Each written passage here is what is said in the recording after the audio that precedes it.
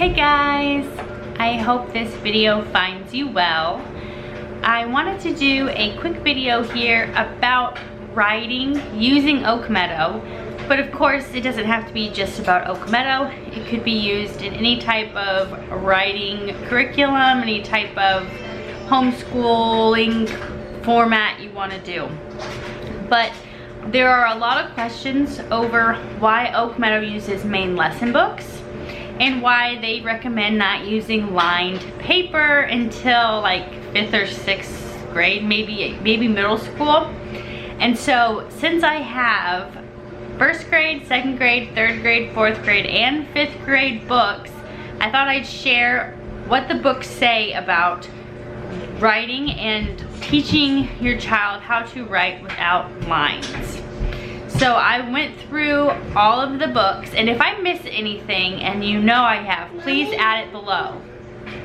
Mommy, can I try? So basically, I see a lot of people who say, I'm going to use lined paper right from the get-go.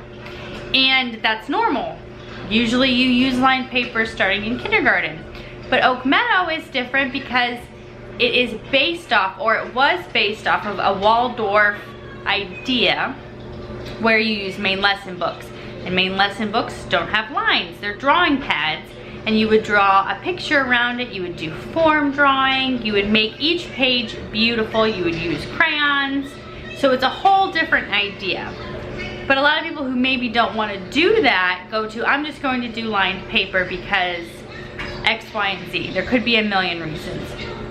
I decided when we started with Oak Meadow that I was going to follow the philosophies to the best of my ability. And I was turned on to Waldorf philosophy of education, not religion or anything else, simply the educational philosophy of it. And it's whole child, just like a lot of other ones are now, but it was about educating the whole child, the whole being of your child. So I really liked that aspect of it, and so I studied more, and I decided to go with Oak Meadow because it fit this kind of mix of not going to a Waldorf school but also having it at home, but still following a lot of these gentle educational beliefs and philosophies, gently guiding the child through those early years. And I really wanted to do that, so that's what I went with. And I just decided to trust it. So when I was reading the initial books and things like that for 1st grade, we started in 1st grade, I just loved what it talked about, and I'll share some of that here in a second. But I just loved the process, and so I just decided to trust it. And now that my firstborn is a 5th grader, I can now kind of say I'm glad I trusted that process, and I've continued on. I have a 3rd grader, and I'm getting ready to have a kindergartner as well. So I am here from experience. I don't have older children than 5th grade, but I'm here from experience, at least with these ages, to show that it worked. And obviously with homeschooling, you do whatever you want, right? But there are a lot of people who, when they go into these books, they say, oh, well, I don't like this, I don't like that, we're not going to do this fairy tale, we're not going to use main lesson books. And while that's perfectly fine, do whatever you want because you are the homeschool parent. Pick whatever curriculum you want. There's reasons behind why they choose to do things. And so sometimes I think it's important to know the reasoning so that way you can conscientiously choose, I don't want to do it because I don't like the reasoning, and I understand that it's going to change things down the line, or I know why they chose to do it but I still disagree with it. And so I find that a lot of people in the groups that I'm a part of, they don't understand why why Oak Meadow doesn't do lines. And so I thought I would share that because it's actually really fascinating. So what I did basically was I went into the 1st grade syllabus, and I just wanted to see what they even said about writing. Now, if you know anything about Oak Meadow in kindergarten, which I don't do Oak Meadow kindergarten, but they teach the uppercase letters. And in 1st grade, you do the uppercase with the lowercase letters, and you do it with fairy tales. And that is when you get your main lesson book, and you will draw a letter that corresponds to a fairy tale with crayons. And a lot of times they'll say specifically block crayons because they're more forgiving, right? So everything is done in crayons, so it's more forgiving. Kids don't have to become so perfectionistic right away and see like it has to be done a certain way. It just looks like a crayon drawing. And so obviously right away there's no lines right from the get-go because they're just drawing big B's and big A's and big F's and drawing pictures around it and making their borders and filling in the whole page if that's how you choose to do it. And so it's all about integrating these beautiful pictures with the letters and the stories. And so there's no room for lines there because they're not writing sentences at all in first grade. And then when they start doing, let me think, after you go through all the letters, you start doing word families. And then they might start writing out the word families with a picture, if that's how you want to do it. Or they might write out part of the story, copy it, but you're still writing it out yourself and they're copying you. And so it's still not on any type of lined paper, it's in their main lesson book, and they're drawing and just creating this whole picture together of whatever they're reading. So there's just no place naturally for lined paper in that in first grade. Now in second grade, see if I've got second grade right in front of me. We just did second grade this last year with my second child. And in second grade, they are really starting to copy you. So you would write on a separate sheet of paper a sentence or two over a story that you're reading. Maybe it's Dr. Dolittle, maybe it's Ben and Meg, maybe it's a Fables. And usually they're dictating it to you. They're telling it back to you. You're writing it down, and then they write it in their main lesson book. And they also do a picture, they do a border, they can do form drawing, however it is that you choose to have your drawings done. But they do it all in their main lesson book. And this is really the first time that they're writing sentences.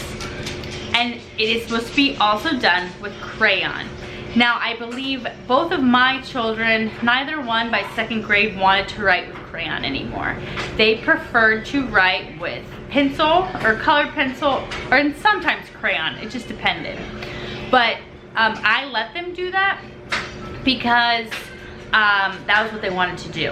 Now that is not what is recommended. It's still recommended to do crayons, and it's still recommended to do thicker pencils. If you're gonna do pencils at all, do thicker pencils, just to hide those issues of imperfections.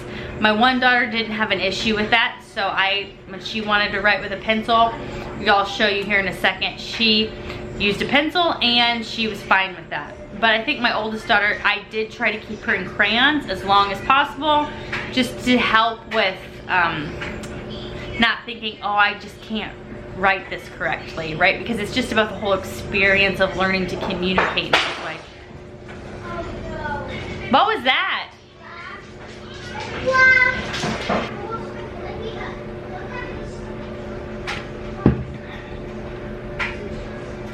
Okay, so I want to show you an example then of second grade from the beginning to the end. Now, like I told you, my second grader that just finished second grade, she preferred using a pencil. It's not something that Oak Meadow recommends. They still recommend you do crayons or thicker pencils, but she was adamant that she wanted to use a regular pencil and that it wasn't going to affect her esteem in writing. So I went with it. So I want to give an example. This is one of her main lesson books, early on. You can see there, that's a Jolly Robin story, and then there's her picture. And there's her Jolly Robin's mother was trying to teach him how to fly. Now this would have been something that I would have written down, and then she would have copied it herself and then drawn a picture. And this was towards the beginning. It's like the third page in her main lesson book. And so this is, as a second grader, that's her handwriting right there. And so towards the end of second grade, my daughter was writing on her own. She wasn't copying anything I was writing anymore. That might not be the case for your child. It might be, it's different for every child. But I was just having her write things down.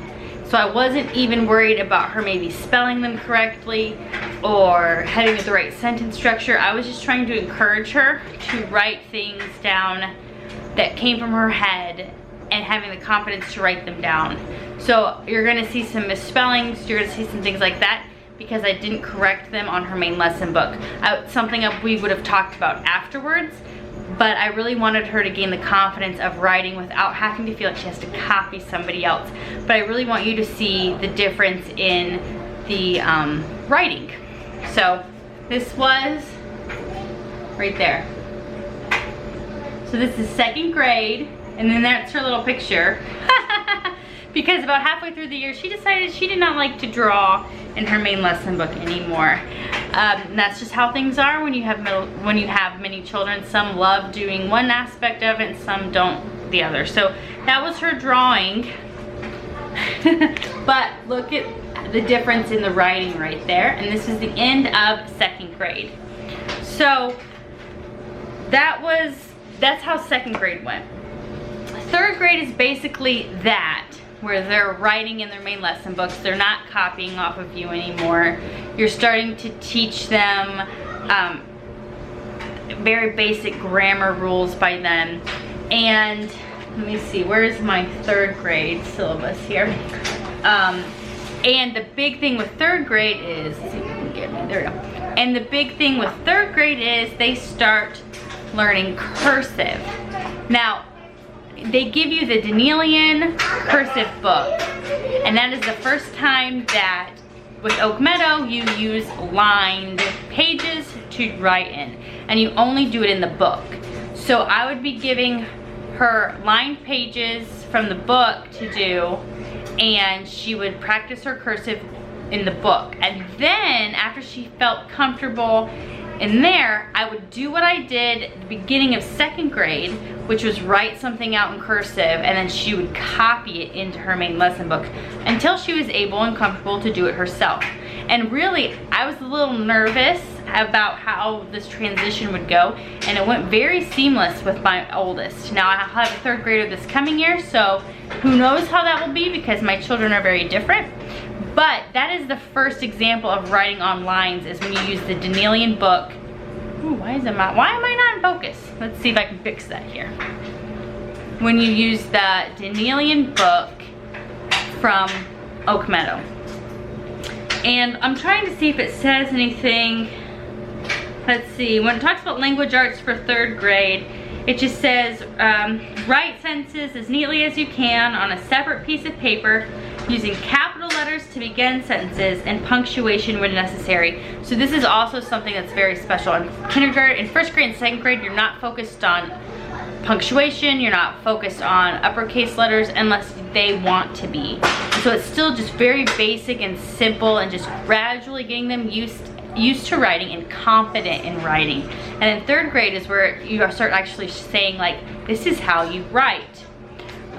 And you show it, and then they copy you. So then it says, obviously, in this one you want to have, they would write on one page and then they would do a drawing on the other page in 3rd grade.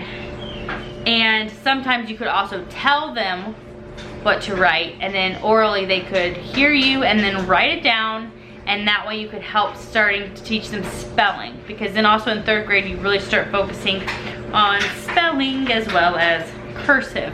So cursive is just the big thing with the book, but everything else is still in the main lesson book, and you're still not using lines. So by then, you know, they're used to it, right? They've been doing it for the last 2 years, and so it's not a big deal to start doing cursive in your main lesson book without lines either. Now the big thing with 4th grade is they start doing a daily journal. Now by now, they're obviously not writing in crayon anymore, they're writing in pencil, like in regular, was it number 2 pencil or something like that. But the big thing with 4th grade was they have a daily journal, and this is just to get them to write, to practice writing over and over and over and over and over. And what it says to do is get blank pages and put them together. I just used printer paper and punched holes in it and put it in a really nice binder, and with like the plastic covering, so you could put a new front over it with each season. So we had a fall, winter, spring, summer. She would draw a picture and she'd put it in the front. And then I would just periodically punch holes in more paper and put it in the binder. And that was what she used for her journal, her daily journal. She still had her main lesson books, which were drawing pads, but this was something different. So I want to read this because this is the key. And I find it super weird that they don't even introduce this until, look at this, the 4th grade teacher's manual. So, I don't read it anywhere else in any of the other syllabi. But I'm sure it's probably in what is it, the Heart of Learning, and maybe another teacher's processing. It used to be called like the teacher's process manual. I'm not sure what it's called now, but I'm gonna read this because this is in the 4th grade manual and it's specifically talking about the daily journal. And I think it's explaining that even though your child's at the age where they would be taking big chunks of lined paper into school, if they were like in a government school, they're using blank paper still. So this is what it says. And this is taken straight from the 4th grade teacher's manual, 2010 version. So let's see. It says the daily journal may be constructed of sheets of drawing paper entered into a colored binder, and I just use printer paper. The paper can either be bound in the binder before writing or added after. Experiment to find which method works best. Consider having your child write on both the front and back pages to conserve paper, but it will also appear to be like a real book, which is very fulfilling for your child. This works well as long as you have good quality of paper. And like I said, I used printer paper and it was fine. So it says writing in the journal with colored pencils makes a much more beautiful book, and of course illustrations are always a lovely addition. My daughter wrote in normal pencil, but she did like to add lots and lots of pictures because she's my oldest and my oldest loves to draw. It says try to avoid using lined paper. Many parents are dismayed by the crooked lines when a child is using plain paper. However, those crooked lines are very important. When a child sees that her lines are crooked, she is forced to draw forth from within herself the necessary strength and balance to keep the lines straight. Sooner or later, the lines will become straight and she will have grown inwardly.